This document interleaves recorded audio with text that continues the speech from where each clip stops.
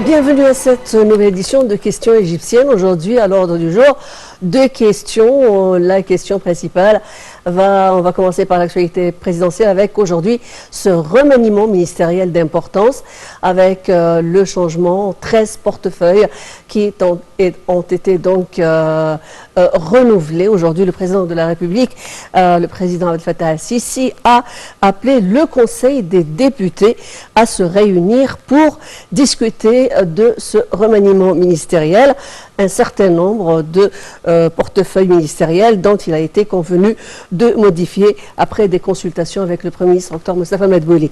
Je rappelle que ce remaniement ministériel vise à développer la performance du gouvernement dans certains dossiers d'importance au niveau interne et comme au niveau externe qui contribuent à protéger les intérêts, les capacités de l'État d'une part, mais aussi qui affectent directement les services qui sont mis en valeur pour le citoyen égyptien. Tout de suite, on va vous inviter à suivre ce remaniement avec les différents portefeuilles, 13 portefeuilles qui ont été renouvelés au niveau du gouvernement.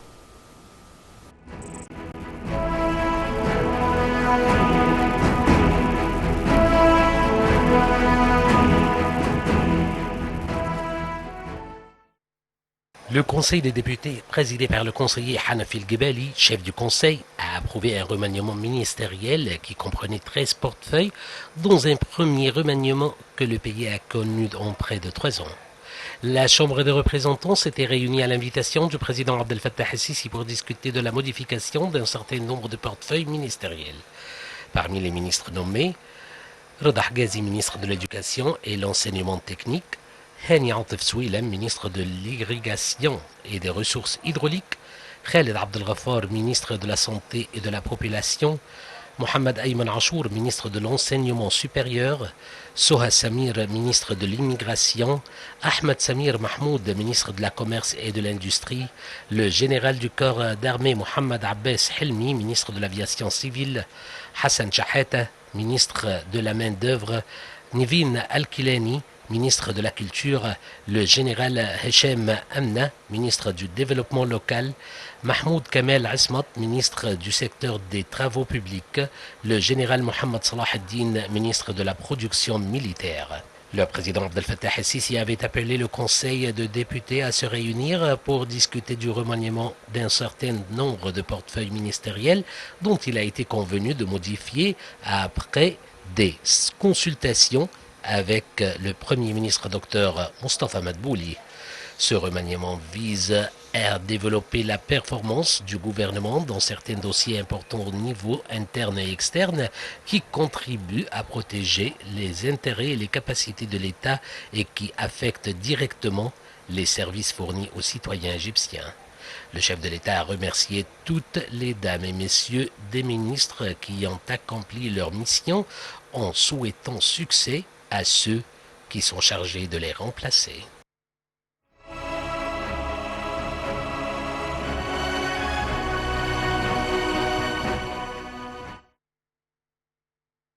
On va traiter aujourd'hui dans le cadre de nos questions égyptiennes serait relatif à ce rôle historique qui a été tenu par l'Égypte dans le cadre de sa consolidation et de ses efforts pour donc être aux côtés de la cause palestinienne, défendre les causes palestiniennes, des décennies de travail dans ce travail qui a été maintenu en permanence pour défendre ce processus de paix israélo-palestinien.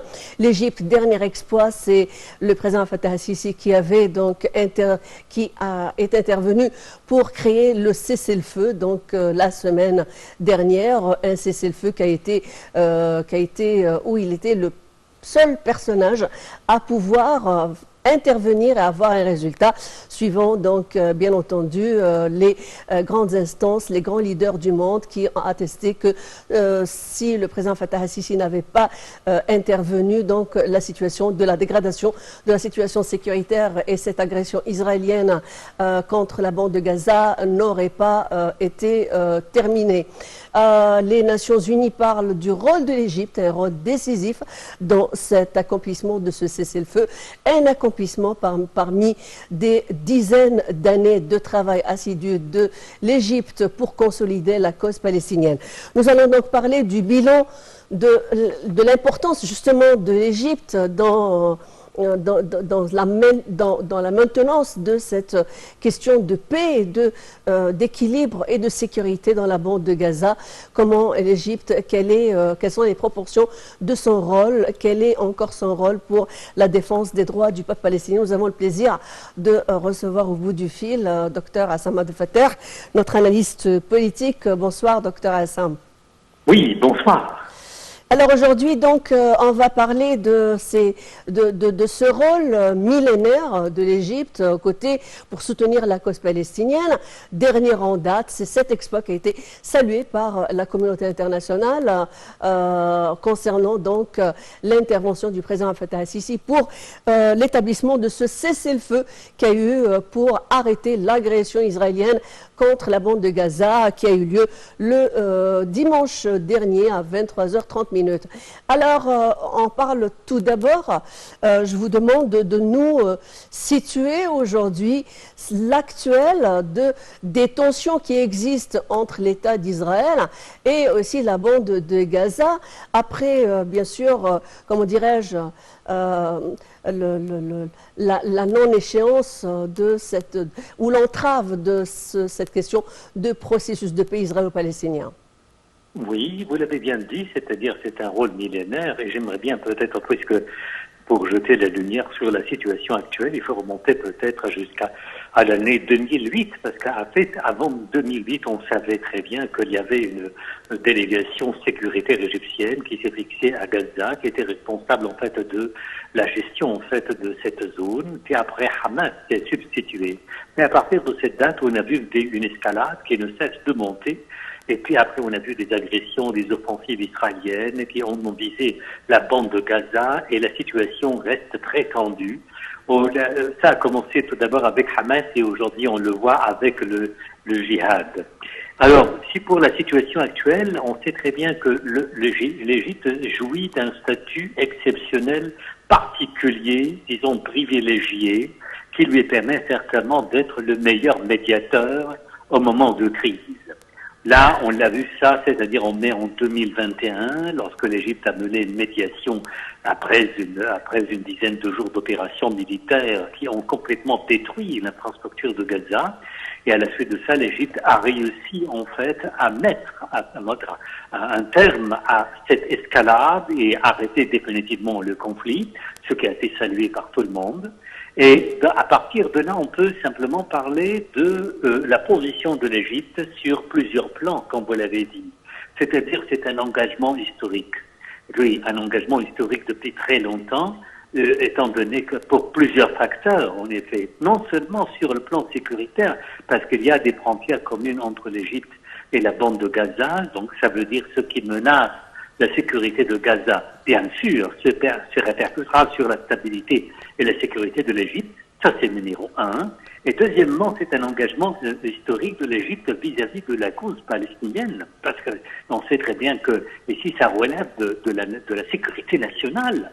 Troisièmement, ici, c'est que l'Égypte a des relations particulières avec toutes les factions palestiniennes. Les factions qui, parfois, sont des frères ennemis, on l'avait que l'Égypte avait des relations privilégiées. Pourquoi? Avec Hamas, avec le djihad, avec aussi Fatah, avec tout le monde. Et non seulement du côté palestinien, mais aussi du côté israélien. C'est-à-dire, ce sont des relations avec Israël, puisque après l'accord de Camp David, l'Égypte jouit de bonnes relations avec Israël, ce qui lui permettra d'intervenir au moment de crise. Oui, et ça, on l'a vu. Oui, si vous me permettez, du moment que vous parlez de factions palestiniennes, l'Égypte a parrainé aussi de dures négociations pour essayer de rendre l'opinion palestinienne unie.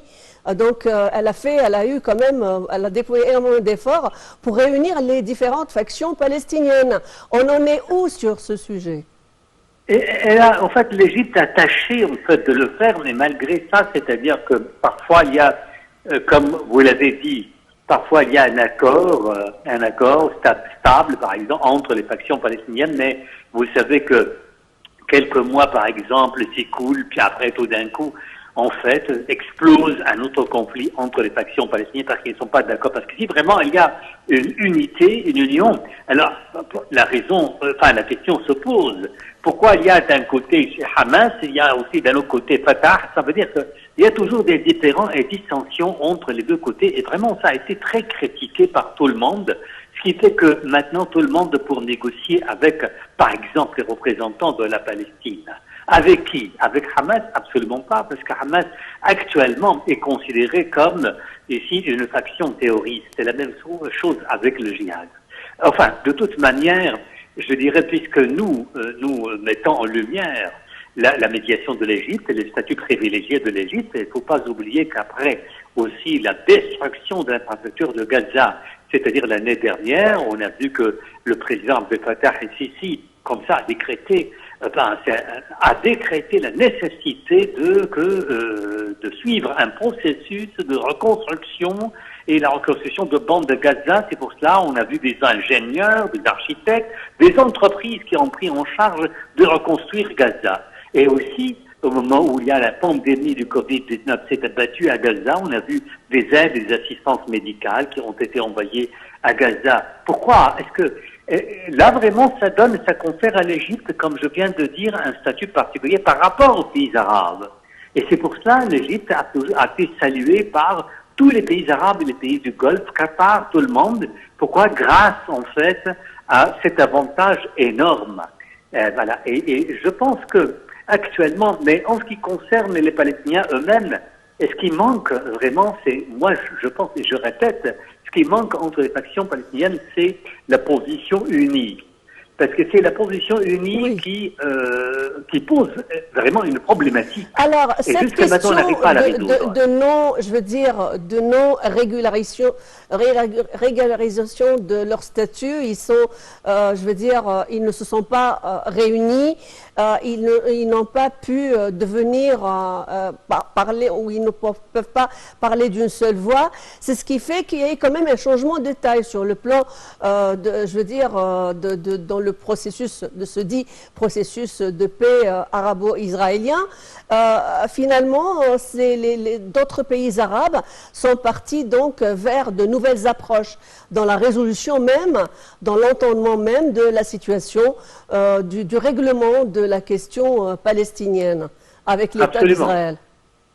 Absolument, je suis complètement d'accord, parce que mais le problème, c'est qu'à peine des négociations entre les factions palestiniennes, par exemple, s'établissent, que encore une fois, tout d'un coup, un conflit surgit parce qu'ils ne sont jamais d'accord sur les procédures. Voilà. Oui, ça c'est très bien, mais les pays du Golfe, justement, ne sont pas les mieux placés pour, par exemple, mener une telle médiation. Oui, pourquoi? Parce que l'Égypte a des relations avec toutes les parties israéliennes, déclarées, annoncées, officielles, et sur le plan aussi personnel. Vous savez, sur le plan personnel, il y a de très bonnes relations avec les diplomates égyptiens, avec les diplomates israéliens, les Palestiniens, ce qui certainement aide énormément à justement, trancher les problèmes. Vous parlez du côté israélien. La réponse du côté israélien après la médiation du président Fattah el-Sisi a été donc, imminente. Oui, absolument. Comment on a salué vous la la médiation. comprenez? Absolument, parce que les Israéliens eux-mêmes ont un grand intérêt à ce que vraiment cette escalade s'arrête. Vous savez que c'est pas une question de puissance ou de force. Je sais que ici les forces armées israéliennes sont de loin supérieures que celles des Palestiniens, mais attention, c'est-à-dire que même cette infériorité, malgré cette infériorité, je pourrais vous dire que les Palestiniens ou les Hamas ou le djihad ou les combattants palestiniens ne laisseront jamais dormir la population civile. C'est-à-dire les roquettes, c'est vrai, ont été justement bloquées ou n'importe, mais les roquettes palestiniennes, mais ça fait peur.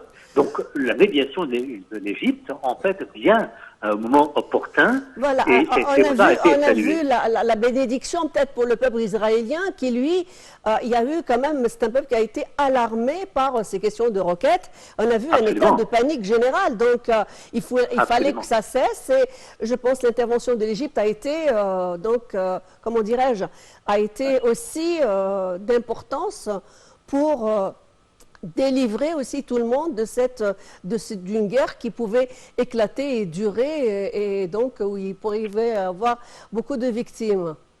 Mais, oui, mais moi je suis enclin peut-être aussi à être d'accord avec aussi les politologues, les analystes qui estiment que en fait cette escalade était je pense, c'est-à-dire que c'est une stratégie menée par Israël, non pas parce que Israël est en proie, par exemple, aux attentats du côté du djihad ou de Hamas, mais non, c'était pour des raisons politiques. Pour les élections. Parce qu'il y a des élections, électorales. tout à fait, électorales, et que vraiment, je pense que ici, Lipid veut se montrer comme, par exemple, c'est quelqu'un qui a sauvé Israël des terroristes. Et il y a eu aussi une autre polémique, c'était la réaction du Hamas par rapport au djihad islamique. Je veux dire, tantôt ils se rangeaient ensemble, cette fois-ci c'était différent. Qu'est-ce qui était différent? Ce qui était différent, certainement la tactique, mais les deux simplement embrassent la même idéologie fondamentaliste. Mais certainement, la différence ici réside dans quoi? Dans la stratégie à mener vis-à-vis de l'occupation israélienne. C'est-à-dire que peut-être ici le djihad islamique était un peu plus intelligent parce que simplement pour se démarquer de Hamas, on sait très bien que Hamas, elle qui contrôle la bande de Gaza, elle qui prend la décision, par exemple, administrative, alors que quand il y a un désaccord entre les deux factions, vous savez que le djihad n'est pas tout à fait d'accord avec cette tactique ou cette stratégie de Hamas. Mais les deux, certainement, on ne peut pas dire que... Est-ce qu'on peut toujours espérer qu'il y ait une résurrection de ce processus de paix israélo-palestinien? Pardon? Est-ce qu'on peut encore espérer qu'il y a une résurrection de ce fameux, je veux dire, de ces efforts de paix israélo-palestinienne? Vous parlez peut-être de la gauche, n'est-ce pas? C'est-à-dire le mouvement de gauche, résurrection... Le processus de paix, israélo-palestinien. Le processus est écouté parce que ce processus est condamné justement à s'éterniser. C'est-à-dire que une fois, par exemple, que la trêve soit ici conclue, on voit par exemple les colonisateurs ou les colons s'étendent, et puis après il y a beaucoup de raisons vraiment qui sont à l'origine de nouvelles escalades. Et ces raisons certainement résident dans le camp palestinien, dans le camp israélien. C'est-à-dire que, écoutez, par exemple, ce qui s'est passé, par exemple, il y a quelques jours, c'est dû à quoi? C'est dû d'abord parce qu'on a capturé une figure importante de djihad ou de Hamas, et puis après on a assassiné une figure aussi importante, j'ai oublié en effet son nom, mais c'est certainement que cela a provoqué l'ire des Palestiniens. Et c'est pour cela qu'il y a eu une réaction, c'est ça, le lancement des roquettes. Donc ça veut dire qu'Israël toujours a un grand intérêt à semer encore une fois la discorde et aussi rendre la situation beaucoup plus tendue. Alors, merci pour votre intervention, docteur Hassam Abdel Fattah. Vous êtes analyste politique pour cette analyse sur le point de cette situation. Et l'Égypte donc a réalisé donc avec succès l'arrêt de l'effusion du sang palestinien dans la bande de Gaza la semaine dernière. Et l'État égyptien, le président Fattah al-Sisi, a été salué par le monde entier pour l'intervention qu'il a eue et l'arrêt de ces hostilités dans la bande de Gaza. Merci, mesdames et messieurs, d'avoir été. Merci à vous. Merci. Bonne soirée. Une bonne continuité également à tous nos spectateurs et spectatrices. À la semaine prochaine. À la prochaine.